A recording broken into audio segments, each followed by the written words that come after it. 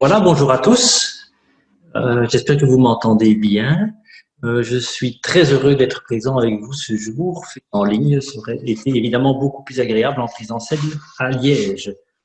Ma présentation a pour objectif de mettre en évidence l'apport du modèle Decoding the Disciplines de David Page pour la compréhension d'une difficulté à laquelle mes anciens étudiants à l'Université de Liège se heurtaient régulièrement. Comme vous l'aurez d'emblée décodé, l'expression verrou d'apprentissage qui apparaît dans le titre de ma communication fait en effet référence à l'approche de David Page. Je ferai également état d'une recherche qualitative que j'ai réalisée sur un corpus de préparation qui avait été réalisé par mes étudiants. Cette recherche prend donc place dans le contexte de la formation initiale des enseignants d'histoire du deuxième, troisième degré secondaire à l'Université de Liège, une formation dont j'ai eu la responsabilité pendant 15 ans. Elle porte sur une compétence professionnelle particulière qui est la compétence à concevoir ou organiser des activités d'analyse de documents par les élèves. Il s'agit, à mes yeux, d'une compétence centrale dans le métier d'enseignant d'histoire. En effet, depuis la fin des années 1960 et le début des années 70, l'histoire s'apprend par l'analyse de documents. À partir de cette époque, en effet, dans de très nombreux écrits systèmes éducatifs, les écrits des didacticiens, puis des programmes d'enseignement, les manuels scolaires également, ont orienté les pratiques pédagogiques dans cette direction. Évidemment, le recours aux documents dans l'enseignement de l'histoire est bien plus ancien. Dès le XVIIe siècle, il est d'usage d'y recourir, mais à des fins essentiellement illustratives. À partir des années 70, le document devient non plus l'illustration du discours de l'enseignement, mais le support à partir duquel l'élève est censé développer ses connaissances sur le passé. Cette évolution se fait en parallèle avec le développement de démarches de découverte du savoir et en lien avec la mise en avant des finalités intellectuelles et critiques de l'enseignement de l'histoire en complément des finalités culturelles qui prévalaient jusqu'alors. Cette compétence pose des difficultés aux étudiants futurs enseignants. C'est en tout cas le constat que j'avais maintes fois fait à l'Université de Liège et qui faisait consensus parmi les différents formateurs qui accompagnaient les étudiants. Tant cette compétence était travaillée en formation initiale, et ce, avec l'intention de rendre les étudiants capables, d'une part, de choisir des documents, d'autre part, de concevoir des activités d'analyse de documents par les élèves. Chacun de ces deux volets, les étudiants se voyaient proposer différents types d'activités. Elles apparaissent à gauche sur la diapositive. Analyse d'exemples et de contre-exemples, ateliers collectifs visant à l'élaboration d'activités d'analyse documentaire, discussions collectives et avec le formateur. À travers ces différentes activités, les étudiants étaient censés s'approprier toute une série de critères de qualité, d'un choix de documents pertinents et d'une activité d'analyse documentaire pertinente. Par exemple, sur la diapositive que vous voyez, en ce qui concerne le choix des documents, les étudiants étaient amenés à découvrir, par exemple du critère 4, l'importance de choisir des documents riches au plan de leur potentiel formatif, c'est-à-dire de la complexité des démarches cognitives qui permettent de mobiliser. Mais aussi, critère 5, de choisir des documents qui permettent de développer des démarches critiques. Madame Gomez vient d'ailleurs d'en parler. En ce qui concerne la conception d'une activité d'analyse documentaire, les étudiants étaient amenés à s'approprier toute une série d'autres critères. Par exemple, critères 3 et 4, l'importance d'anticiper des problèmes de littératie. Critère 5, de varier les types d'injonctions aux élèves en prévoyant des questions, mais aussi des consignes. Ou critère 9, de préparer ce que j'appelle une phase d'entrée dans le document que j'ai modélisé selon 4 modalités: l'entrée par l'action et les acteurs, l'entrée par l'organisation du discours, l'entrée par le lexique ou l'entrée par les prérequis. Donc, bien qu'elle soit travaillée, cette compétence professionnelle continue à poser des difficultés aux futurs enseignants. J'ai eu l'occasion de le confirmer à travers une recherche de type qualitatif qui portait sur un corpus de production d'étudiants. Ces productions ont été rassemblées au départ d'un échantillon de convenance non probabiliste constitué d'une cohorte de 19 étudiants finissant en juin 2017. L'évaluation de leur maîtrise, de leur compétence à concevoir une activité d'analyse de documents a été conduite sur la base de leur préparation pour le stage final et par tirage aléatoire, l'évaluation portant sur une activité par étudiant. Chaque activité a été évaluée sur la base de 2 grilles d'évaluation qui reprennent en fait les critères de qualité que je viens de vous présenter et qui avaient été développés en formation et qu'on espérait que les étudiants avaient pu s'approprier. La première grille d'évaluation portait sur la qualité de leur choix documentaire et la deuxième grille d'évaluation portait sur la qualité de l'activité d'analyse documentaire qu'ils avaient conçue. Je me suis efforcé d'établir son degré d'atteinte sur une échelle à 4 positions que vous voyez à la droite de l'écran. Alors, cette recherche montre que sur le plan du choix des documents, les étudiants rencontrent des difficultés au regard de 2 critères principaux. Le critère 4 d'abord, il y a un petit souci parce que les images des participants masquent une partie de l'écran. J'espère que ce n'est pas trop problématique pour vous. Le critère 4 d'abord fait problème aux étudiants. Il concerne le choix d'un document riche au plan de son potentiel formatif. Il recueille un score moyen de 2,36 sur 4 si j'ai bonne souvenance. Et le critère 5 fait également problème. Il concerne le choix d'un document qui offre la possibilité de développer une démarche d'appréciation critique.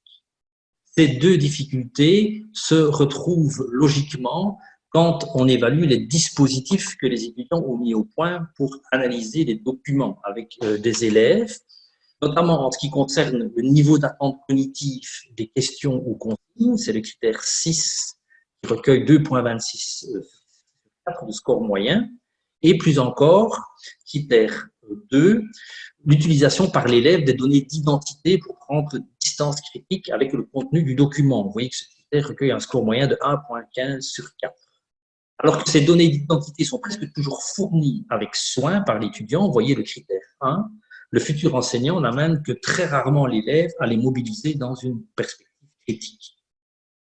Il faut remarquer aussi que l'anticipation des modalités et des difficultés de lecture des documents est également peu prise en compte. Ce sont les critères 3 et 4 sur l'écran. La qualité de la phase d'entrée dans le document fait également problème. Vous voyez le critère 9. Quand elle n'est pas absente, elle se borne le plus souvent à la prise de connaissance des données d'identité du document, l'élève étant rapidement amené vers des questions d'analyse, voire de synthèse. L'entrevue régulière que j'avais avec les étudiants m'ont donné à penser que ce manque d'attention accordé à l'entrée dans le document est à rapprocher de leur préoccupation particulièrement manifeste d'amener les élèves à extraire l'information contenue dans le document. Le manque de variété dans les injonctions adressées aux élèves, voyez le critère 5, en l'espèce la primauté des questions sur les consignes, renvoie d'ailleurs, selon notre perception, au même souci, les questions étant davantage orientées vers la collecte d'informations sans préoccupation de favoriser le développement de savoir-faire. Même si elles n'ont qu'une valeur exploratoire, ces données convergent donc pour indiquer que la compétence à choisir des documents et à en organiser l'exploitation par les élèves demeure faiblement maîtrisée par les étudiants finissants.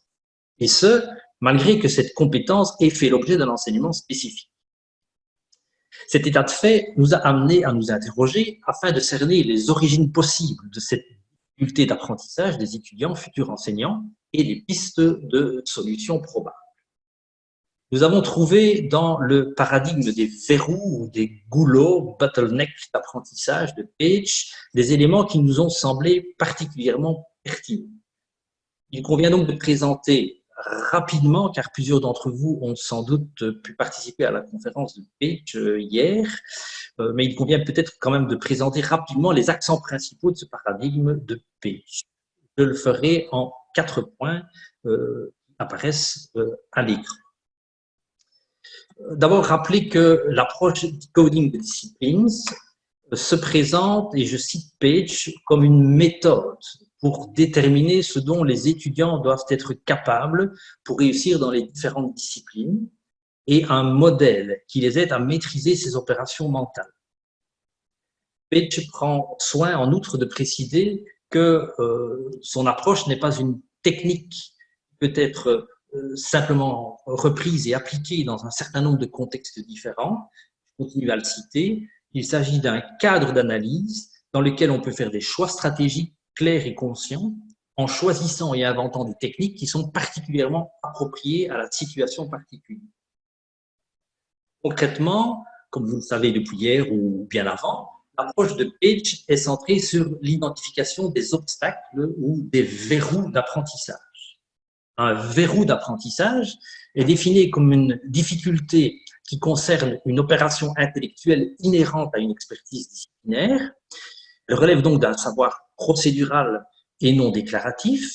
En outre, elle a fait l'objet d'un enseignement. La difficulté ne provient donc pas du fait que cette opération intellectuelle n'aurait pas été enseignée. Elle pose pourtant un problème à un grand nombre d'étudiants et est l'objet d'une forme de malentendu entre ce que les étudiants pensent qu'ils doivent faire et, entre guillemets, ce qu'il convient de faire dans le champ disciplinaire. La difficulté ainsi rencontrée suscite souvent une réaction assez émotive de nombreux étudiants car la voie qui leur est proposée attente à leur conception.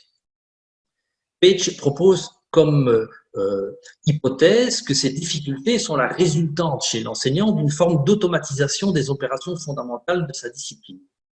Cette automatisation entraîne un manque de conscience de ces opérations et qu'elles demeurent peu transparentes dans son enseignement. Si certains étudiants parviennent à décoder des opérations non enseignées explicitement, nombreux sont ceux qui peinent davantage à les identifier et à cerner les moyens de les apprendre.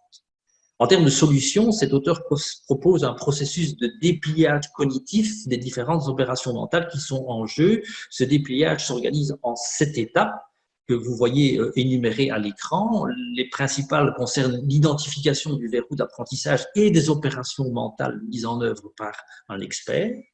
Ensuite, une phase de modélisation de ces opérations mentales au regard des étudiants. Une phase d'exercitation, soutien à la motivation et l'explicitation des émotions et des préconceptions des apprenants. Et ensuite, une phase d'évaluation formative avec rétroaction.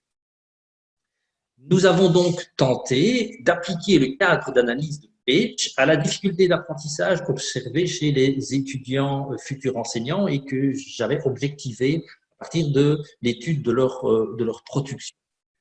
J'étais aiguillonné par 3 questions de recherche.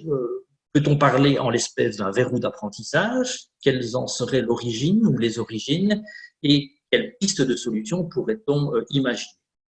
Pour tenter de répondre à ces questions de recherche, j'ai sollicité une équipe de recherche de l'IFRES, l'Institut de recherche et de formation de l'enseignement supérieur de l'Université de Liège, en la personne de Catherine Delfosse et Dominique Verpoorten. Ils m'ont fait bénéficier de 2 entretiens semi-dirigés, conduits selon la méthode du décodage des disciplines, et les résultats que je vais vous exposer ont donc été mis à jour avec leur concours. Je tiens à les remercier. Les difficultés d'apprentissage rencontrées par les étudiants semblent bien correspondre à la définition que Page donne d'un verrou d'apprentissage.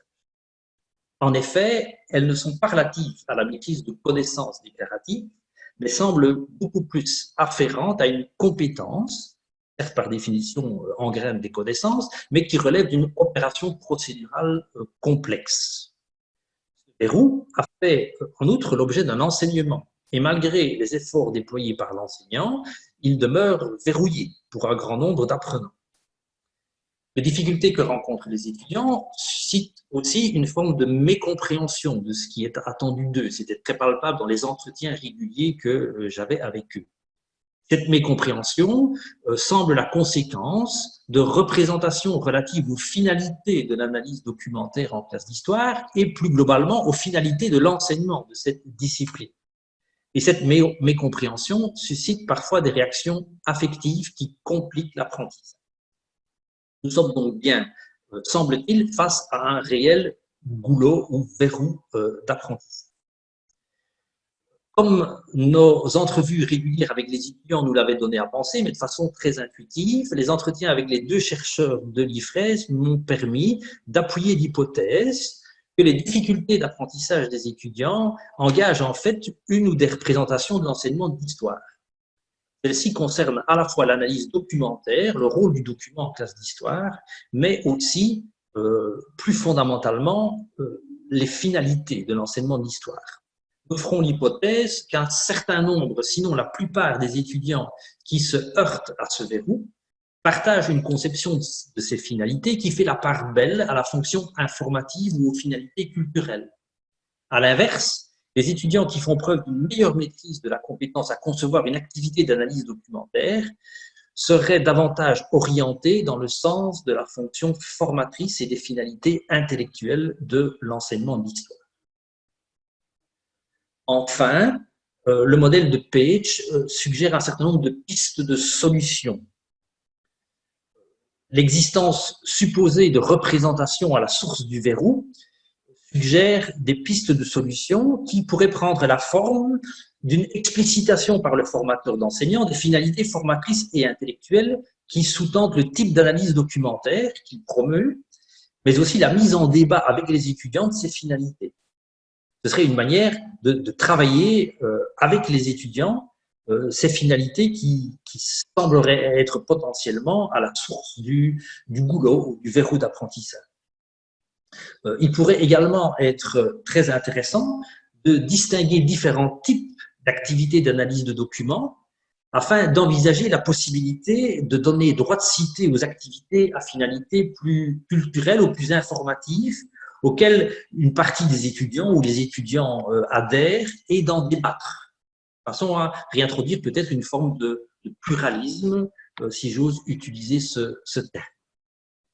Par ailleurs, la recherche exploratoire que j'ai menée sur base de l'analyse des productions des étudiants a mis en évidence que 2 critères de choix d'un document sont peu rencontrés dans les productions de ces étudiants. Je rappelle qu'ils concernent la richesse des documents au plan formatif, c'est-à-dire la complexité des démarches cognitives qu'ils permettent de mobiliser, et d'autre part la possibilité que ces documents offrent de développer des démarches d'appréciation critique. Il serait donc pertinent, en tout cas, c'est un des enseignements que je tire des entretiens semi-dirigés dont j'ai pu bénéficier sur la base du modèle de Page. Il serait pertinent d'opérationnaliser davantage les opérations mentales qui président au choix d'un document sur base de ces 2 critères problématiques et de proposer aussi davantage aux étudiants des activités qui leur permettent de se les approprier. Dès lors qu'ils seront capables d'élire des documents qui rencontrent ces 2 critères, on peut en effet se dire qu'ils seront davantage en situation de concevoir des activités à valeur formatrice et critique. D'une manière générale, il conviendrait sans doute que l'enseignant formateur puisse expliciter davantage les connaissances conditionnelles qu'il mobilise lui-même. Cela renvoie à cette étape de modélisation des opérations mentales que Page recommande, et aussi il conviendrait que l'enseignant organise des échanges entre étudiants à propos des connaissances conditionnelles qu'eux-mêmes mobilisent lorsqu'ils préparent des activités d'analyse documentaire pour les élèves.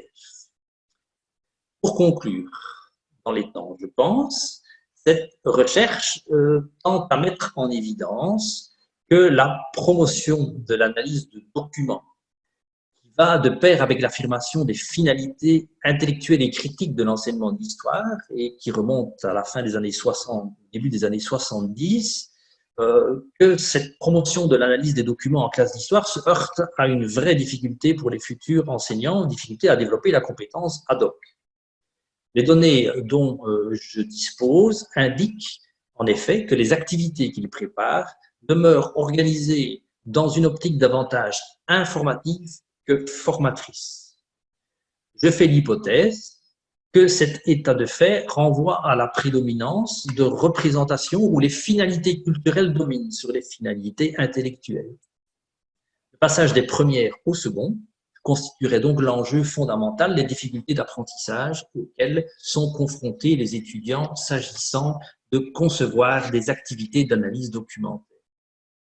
Ces difficultés nous ont semblé trouver dans le cadre théorique de Page un éclairage particulièrement suggestif. Elles nous semblent en effet correspondre très précisément à la définition que cet auteur donne d'un verrou d'apprentissage. La procédure proposée par Page suggère également des pistes de solutions éclairantes.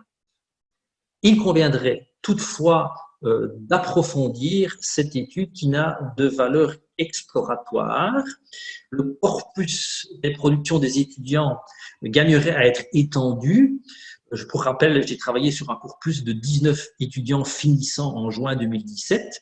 Il gagnerait à être étendu, ce corpus, bâti sur un échantillonnage en bonne et due forme des étudiants finissant leur formation en Belgique francophone ou au Québec, par exemple.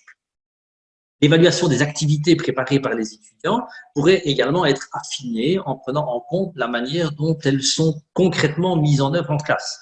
Et en effet, évaluer leur maîtrise de cette compétence uniquement sur la base de leur préparation, pas sur la base de la mise en œuvre des analyses documentaires en classe, en milieu de pratique. Leur représentation des finalités de l'enseignement d'histoire devrait être finement cernée. Il serait ainsi possible de vérifier dans quelle mesure ces représentations, mais faut-il les cerner au préalable, vérifier dans quelle mesure ces représentations sont vraiment à la source du verrou en question et dans quelle mesure un dispositif pédagogique mettant en œuvre toute ou partie du modèle de Page serait à même de déverrouiller, voire de faire évoluer ces représentations. Je vous remercie de m'avoir écouté.